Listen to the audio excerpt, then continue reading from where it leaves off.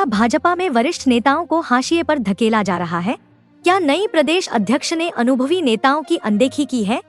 बिहार की बांकीपुर सीट पर भाजपा की हार के पीछे क्या जंतर मंतर का प्रदर्शन एक वजह बना? और इंटरव्यू के दौरान डॉक्टर धर्मबीर नांदल ने गोहाना बड़ौदा को पिछड़ा क्यों कहा? इन सभी सवालों पर सोनीपत भाजपा के पूर्व जिला अध्यक्ष और लोकसभा चुनाव लड़ चुके डॉक्टर धर्मबीर नांदल ने जगत महान न्यूज से की बेबाक बातचीत। देखिए पूरा एक्सक्लूसिव इंटरव्यू केवल जगत महान न्यूज पर। देखिए, भारतीय जनता पार्टी की जो कार्य प्रणाली है वो इस प्रकार की है, जैसे एक नारा भी हमारा कि वह सबका साथ और सबका विकास। तो उसमें कभी किसी का नंबर कभी किसी का नंबर ऐसे आता रहता है। और ये सारा अगर देखा जाए तो ये विशेषाधिकार होता है, जो अध्यक्ष बनता है, प्रदेश को संभालता है, वो अपनी टीम बनाता है तो अपने हिसाब से कुछ बात वो अपनी रखता है और कुछ संगठन उनको सुझाव देता है कि भी ये आदमी को, और तो इस तरह से वो नंबर उनका आता रहता है। इसमें कोई बहुत बड़ी बात मैं समझता हूँ कि नहीं है। लेकिन डॉक्टर साहब, जिस प्रकार से बात छन छन के बाहर आ रही थी कि अब की बार उन लोगों को मौका दिया गया है जो हाशिए पर थे, यानी कि जो पार्टी के लिए लगातार काम करते रहे और उन्हें कहीं मौका नहीं मिला, उन्हें मौका दिया गया है।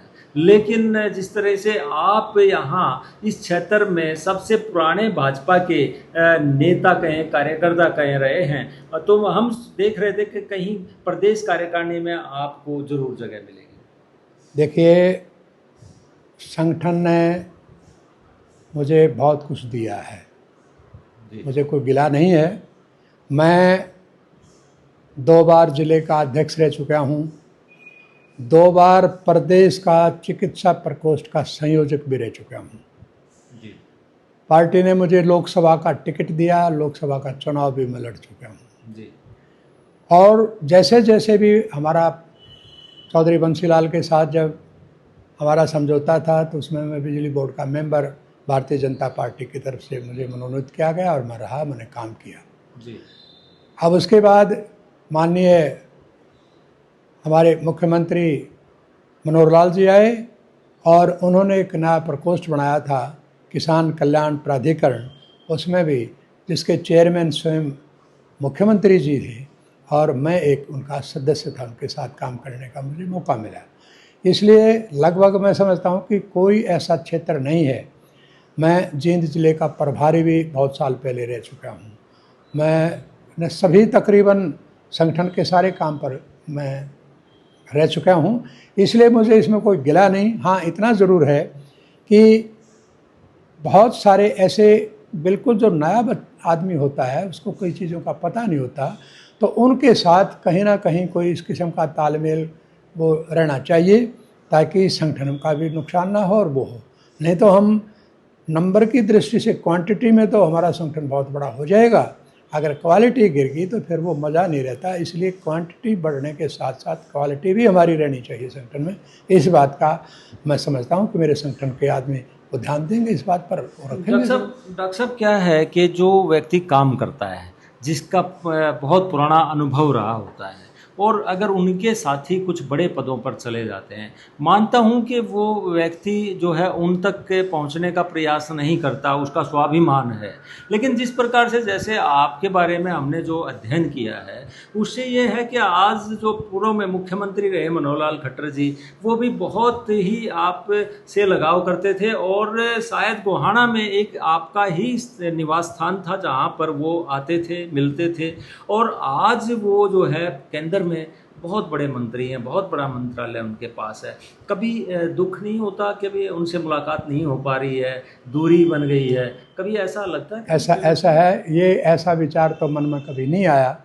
वो इसलिए नहीं आया कि हम ये समझ करके इस संगठन में जुड़े थे और इस संगठन की सोच भी यही है कि भाई हमें सब कुछ अपने आप पर ही नहीं ध्यान केंद्रित करना चाहिए, एक विकास है। और जब इतनी बड़ी जिम्मेदारी मनोहर लाल जी के मुख्यमंत्री थे तो हरियाणा की जिम्मेदारी थी, उनको सारे ज़िले याद रहते थे, हम जिला अध्यक्ष थे, हम भी याद रहते थे। मुलाकात भी हो जाती थी, टेलीफोनिकली भी, वैसे भी। जी। लेकिन अब जो है वो ये बात है कि वो उनको बहुत बड़ी जिम्मेदारी केंद्र में मिली हुई है और मैं मिलता जुलता कम हूँ, क्योंकि अपनी आदत है, हम कभी मांगने के लिए नहीं जाते, संगठन से कभी मांगा नहीं जाता, संगठन अपने आप जो ठीक लगता है वो हमारे को देता है। मेरा तो पिछला इतिहास भी रहा है, मैंने कभी लोकसभा की टिकट नहीं मांगी, संगठन ने मुझे खुद दी। मैंने जिलाध्यक्ष का कभी पद नहीं मांगा, जिलाध्यक्ष का पद खुद दिया। मुझे चिकित्सा प्रकोष्ठ का अध्यक्ष स्वयं बनाया, बल्कि धनखड़ जी ने, अब दूसरी बार जब मैं प्रकोष्ठ का संयोजक बना तो धनखड़ जी से मेरे से पूछने लगे कि क्या चाहिए। मैंने कहा जी मुझे अब की बार सिर्फ कार्य करता रहने दो, मैं कार्य करता रह के ही काम करूं, मज़ा उसमें है। कहते ना खाली तो नहीं छोड़ेंगे, और उन्होंने संयोजक फिर बना दिया मेरे को। तो हमें कोई गिला नहीं, लेकिन वही बात है कि हम मिलते नहीं, इसलिए वो एक कहावत होती है अंग्रेजी में कि out of site is out of mind. तो हम मिलते ही नहीं, तो मनोहर जी भी कैसे पता लगे, और भी किसी को। लोग सोचते हैं भाई इनको बना नहीं रहे, हम कहते हैं कि नहीं, हमारे को तो बना बुनू दिया जो भी बनाना था, कोई ऐसी बात नहीं है। और हम कभी मांगने के लिए जाते नहीं, क्योंकि पार्टी का भी एक सिद्धांत होता है, अपना भी एक स्वाभिमान होता है कि पार्टी जो हमसे चाहेगी वो हम करेंगे, जो नहीं चाहेगी उसको छोड़ देंगे। लेकिन नांदल साहब कभी ना कभी मन में ये तो होता होगा कि जिस तरह से पहले खट्टर साहब का कॉल आ जाता था कि नांदल साहब कहाँ हैं और क्या प्रोग्राम है, किधर है, और वो क्या अभी भी लगता है कि आज भी आ सकता है? अगर उन्हें आभास हो जाए, पुराने लोगों को कभी याद करने बैठें तो हो सकता है फिर कॉल आ जाए? हो सकता है, कोई उनके मन से तो हम निकले नहीं हैं, उनके मन में हैं। उनके नाम से भी पता है, नंबर भी जानते हैं, जगह भी जानते हैं, गोहाना भी जानते हैं, सब कुछ उनके सामने है। लेकिन ये कई बार क्या होता है कि आदमी की जिम्मेदारियां ज़्यादा होती हैं, इसलिए उसको पता नहीं होता है, इसलिए वो चीज़ भूल जाता है। और कभी कहीं से किसी कॉर्नर से याद आएगी तो वो उसको सब फिर ताज़ा भी हो जाता है। तो वो तो कभी ऐसी परिस्थिति बनेगी तो कोई देखी जाएगी, बाकी अपना फ़िलहाल ऐसा कोई इरादा नहीं होता, क्योंकि संगठन में हैं, संगठन में रहे हैं, काम किया है, जिम्मेदारियां निभाई हैं, जिम्मेदारियां दी संगठन ने, हमने उसको बखूबी निभाया है, आज भी संगठन के साथ हैं। बाकी कभी कोई लालच इससे फालतू नहीं रखा कि मुझे ये बनाया जाए, मुझे ये चाहिए, नहीं, संगठन का अपना ख्याल है। मुझे सब लालच नहीं है, स्वाभिमान है। स्वाभिमान तो ज़रूरी है कि हमारे संगठन में भी सिखाया जाता है, और वैसे भी मैं ये समझता हूँ कि हर इंसान का अपना एक स्वाभिमान होता है, और उसको कभी भी स्वाभिमान को गिरा करके कोई चीज़ नहीं लेनी चाहिए, उस स्वाभिमान पर रहना चाहिए। वर्तमान में महिला को बागडोर सौंपी है, डॉक्टर अर्चना गुप्ता जी को प्रदेश अध्यक्ष बनाया है। क्या लग रहा है आपसे? तो शायद बहुत बाद में जुड़े होंगे भाजपा से, लेकिन वो आज प्रदेश अध्यक्ष हैं, तो क्या लग रहा है कि नई जोश उनके अंदर दिखाई देती है और भागती दौड़ती दिखाई देती हैं, सबसे नेताओं से आगे भागती दिखाई देती हैं कई बार, तो क्या कहेंगे? देखिए, वैसे तो अगर उम्र के हिसाब से और काम के हिसाब से देखा जाए तो वो हमसे बहुत बाद में आई हैं जी, यानी सालों बाद में आई हैं, लेकिन अब क्योंकि पढ़ी लिखी हैं, ठीक है, और नारी हैं, महिला हैं, इसलिए मैं समझता हूँ कि उनका हमें हौसला बढ़ाना चाहिए और उनको पुश करना चाहिए हमने पीछे से कि भाई आप आगे बढ़ो, और पूरा संगठन आपके साथ होगा, और ऐसा लगता भी है। अब बाकी कैसा क्या होता है वो तो एक समय बताता है, कामयाब कौन आदमी कितना होता है वो एक समय अपने आप उसको तय करता है। तो शुरुआत ठीक है, अच्छा है, हम समझते हैं कि परिणाम भी बढ़िया रखेंगे, और बाकी तो उनके ऊपर है। कोई टिप्पणी इस किस्म से ना मुझे शोभा देती, क्योंकि पढ़ी लिखी हैं, महिला हैं, हम उनका स्वागत करते हैं, उनका सम्मान करते हैं। IMT आ गई है, उसकी वजह से देखा जाए गन्नौर GT रोड है, सोनीपत तो खैर एक सिटी होने के नाते से बहुत तरक्की की है। ये हमारे 6 के 6 हल्के जो जगह पर हैं, हमारे ज़िले में हैं, गोहाना में, उन 6 विधानसभा में ये 2 विधानसभा का विकास भी बहुत कम हुआ है, और उससे इकोनॉमिकली अगर देखा जाए तो आर्थिक दृष्टि से हम बड़े पिछड़े हैं।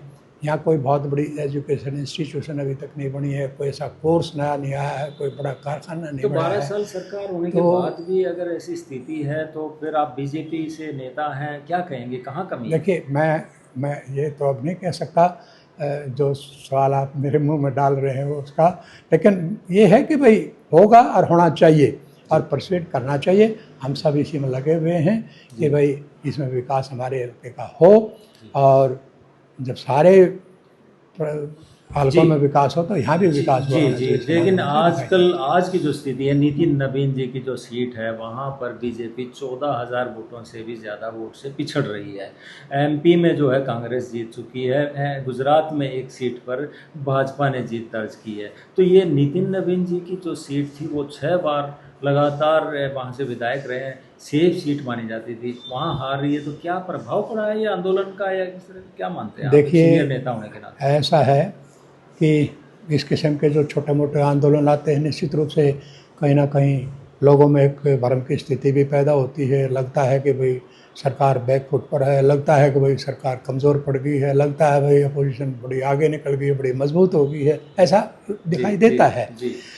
लेकिन जो बाई इलेक्शन होते हैं कहीं कहीं, जैसे आप मैंने अभी नतीजा नहीं देखा है क्या पोजीशन है, बाकीपुर तो की सीट। हाँ, बाकीपुर की सीट पर। लेकिन ये राजनीति में कोई बहुत बड़ी चीज़ नहीं होती, और इसको हम वैसे भी खुले दिल से राजनेताओं ने इसको मानना चाहिए कि जहाँ एक अच्छा मजबूत पक्ष ज़रूरी है, सत्ता पक्ष ज़रूरी है, वहाँ पर एक अच्छा सूझबूझ बड़ा समझदार और अच्छा विपक्ष भी बहुत ज़रूरी है लोकतंत्र के लिए। और इसलिए मैं समझता हूँ कि लोग जो फैसला देते हैं वो कुछ सोच समझ करके देते हैं, उसमें कोई कमी नहीं है, और उनके फैसले पर हमने फूल चढ़ाना से आपका विशेष प्यार रहा है। और क्या लगता है कि निकट भविष्य में जो यहाँ के लिए उम्मीदें पाली हैं लोगों ने, क्या वो पूरी होंगी? सरकार भाजपा की, आपकी सरकार? लगता है, मेरे ख्याल में तो होनी चाहिए, और हम सब लगे हुए हैं इसी बात के ऊपर। जहाँ हमारी ज़रूरत पड़ेगी संगठन को हम तैयार हैं, और वो होनी चाहिए, अच्छा है। जी, तो दर्शकों, ये थे डॉक्टर धर्मवीर नांदल, जो कि भाजपा के कट्टर समर्थक और पिलर कहे जाते हैं, और इनसे हमने कुछ ऐसे सवाल भी पूछे कि इनके अंदर से कोई गुस्सा निकल कर आए कि जो वरिष्ठ नेता हैं भाजपा के, उन्हें हाशिए पर धकेल दिया, लेकिन ये आखिर में कट्टर जो है समर्थक भाजपा के निकले और लगातार पार्टी का बचाव किया, और कहा कि हम एक सिपाही हैं और आगे भी इसी तरीके से काम करते रहेंगे। मनोहर लाल जी के साथ इनका बहुत ही निकट संबंध रहे हैं। हो सकता है हमारे इंटरव्यू की बात उन तक पहुंचे और ज़रूर इनके पास कॉल भी आए उनकी, और फिर से वो आकर किसी दिन इनके यहाँ इनके निवास स्थान पर रुकें। देखते हैं आने वाले समय में जो उम्मीदें हमने पाली हैं, जनता ने पाली हैं गोहाना की, और जो डॉक्टर धर्मवीर नांदल जी सपना देखते हैं गोहाना के लिए, क्या वो पूरा होता है या नहीं। जगत महान न्यूज़ के लिए गोहाना से तेजवीर सिंह, नमस्कार। ऐसी ही ताज़ा और विश्वसनीय खबरों के लिए जगत महान न्यूज़ को सब्सक्राइब करें, वीडियो को लाइक करें और अपने दोस्तों के साथ शेयर करना न भूलें।